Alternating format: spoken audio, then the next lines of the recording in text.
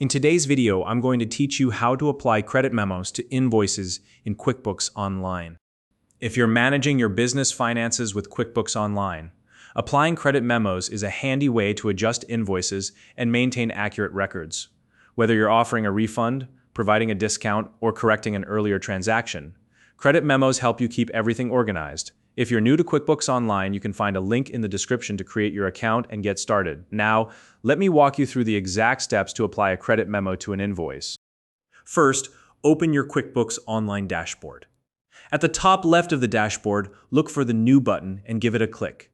This will open the Create menu, which is where you'll find all the different transaction options QuickBooks offers. From this list, select Credit Memo. Next, you'll need to choose the customer to whom this credit memo will apply.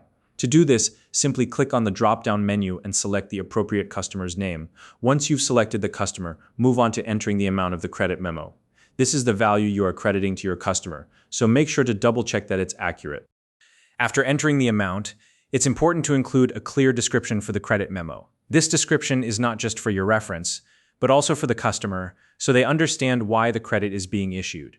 For instance, you could write something like refund for overpayment or discount applied. Now, take a moment to confirm that the date on the credit memo is correct.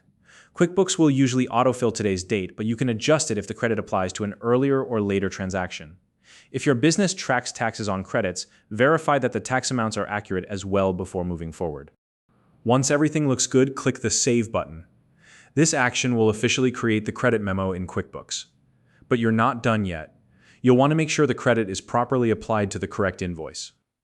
To do this, navigate to the Invoices area in QuickBooks. Here you can check to confirm that the credit memo has been applied to the intended invoice. Look at the invoice status to see if it's now partially paid or fully paid, depending on the credit amount. Take a moment to review the adjusted balance on the invoice. This will show you if there's any remaining amount due after the credit has been applied. If something doesn't look right, double-check that the credit memo was assigned to the correct customer.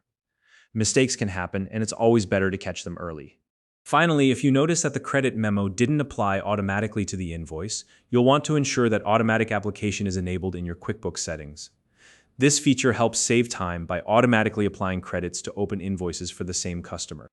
And that's it. With these steps, you've successfully applied a credit memo to an invoice in QuickBooks Online. If you found this video helpful, please like and subscribe.